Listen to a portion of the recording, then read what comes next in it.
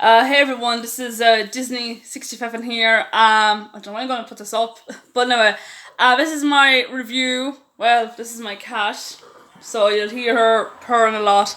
I decided to do a review of a film that is my runner-up film of all time. It is, of course, The Lion King, which of course has been remade next Friday, which stars like Beyonce, Donald Glover, Billy Ishner, God, Keegan Michael Kay, uh, and of course, I'm going to do the review of the animated one first, and then I'm going to do the live action one, possibly next week.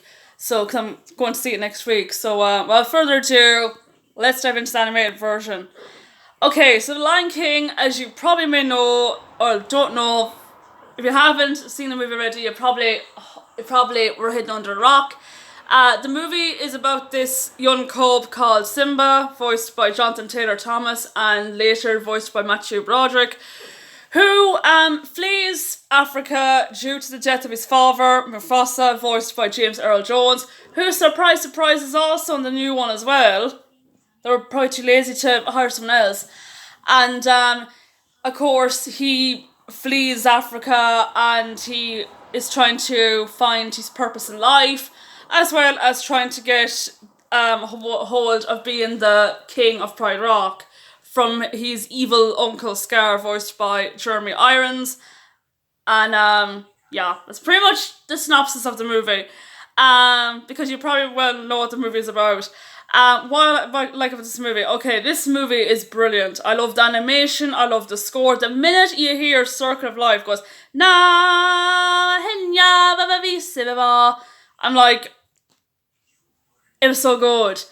What else? Yeah, the music, the characters are very good as well. This is my cat. Sorry if I let out an ow. I'm sorry because she like scrapes a lot. But yeah. But yeah, the it's just a gorgeous, gorgeous movie. The characters are well liked. I mean, I love the relationship between Simba and Nala. Nala voiced by Maura Kelly, and the new one she's voiced by Beyonce. And yeah, and of course Timon and Pumbaa, the cartoon one, they were hilarious. Nathan Lane and Ernie, is it Ernie Hudson? I think, or Ernie Sambara. I think it's Ernie Sambara anyway. But yeah, them two were hilarious in that movie. I mean, oh my god. But the one scene that you pretty much know what it's gonna be. The one scene that always hits me like a truck is when Mufasa dies. The minute like he climbs up, like tries to save Simba, and of course he climbs up the cliff, and Scar says to him, "Long live the king!" Throws him off the cliff, and Simba goes, "No!" I was like, "Oh god!" And then he goes, "Dad, Dad." And then you hear the stamping going dun dun dun, and then Nixon just goes completely silent. Goes do do do do do do do do do do do do do do do, and then Simba's like, "Dad, we gotta get up. You gotta wake up, Dad. We gotta go home." And here's me going, "Ah!" I just, oh my god, even to think about seeing it makes me cry like an idiot every single time. But yeah, Scar is like one of the greatest villains of all time.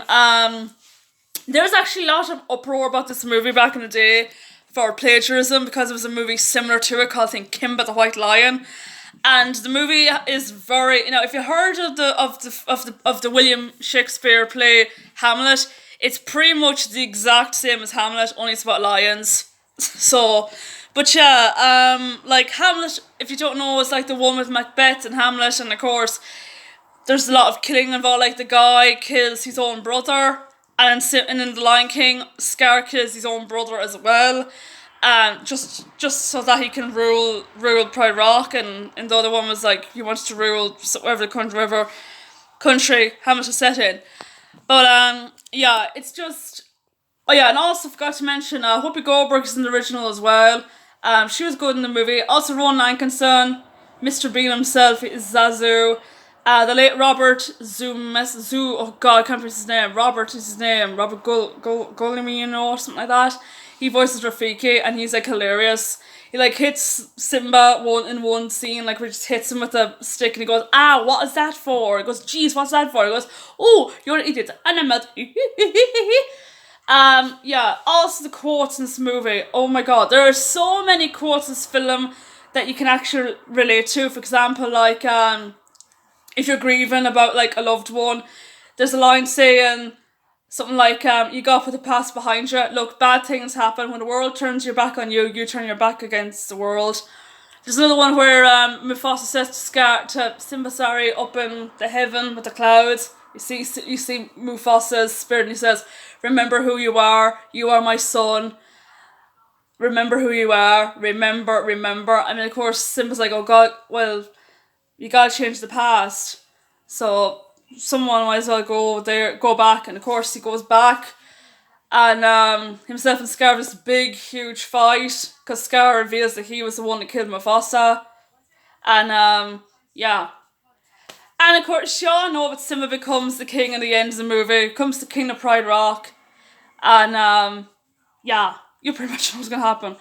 But yeah, overall, like I said, it's an incredible movie. It's my run-up film of all time. I'm praying that the remake is going to be good.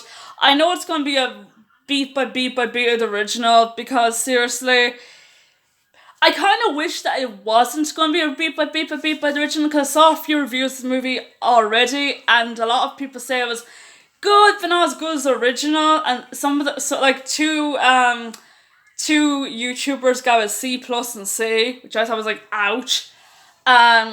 Yeah, I mean, take the likes of Cinderella. I mean, that movie was a beat by beat by beat of the original one, except there was more charisma more screen time, between the princess and, no, between Cinderella and the prince.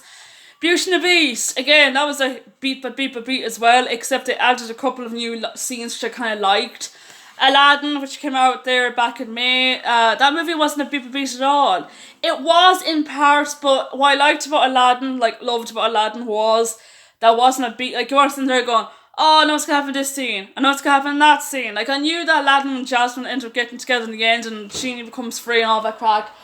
But yeah, I mean, but yeah, The Jungle Book was pretty much the same as the original, except there was no like three birds that were like modelled after the Beatles. They weren't in that one, in which, by the way, John Farrow directed the Jungle Book remake and he directed the Lion King remake. So yeah, what other remakes is there? Oh god, so many of them. But yeah, this is like the third and final remake that Disney made this year. Like, they remade Dumbo, which was good. They remade, like I said, Aladdin, which was good as well. And yeah, it's I like the remakes. Don't get me wrong, I like the remix, but I'm kind of tired of the same beat by beat by beat by beat by beat of the same damn thing over and over again. But yeah, overall, I give the original Lion King an A+. I loved the movie.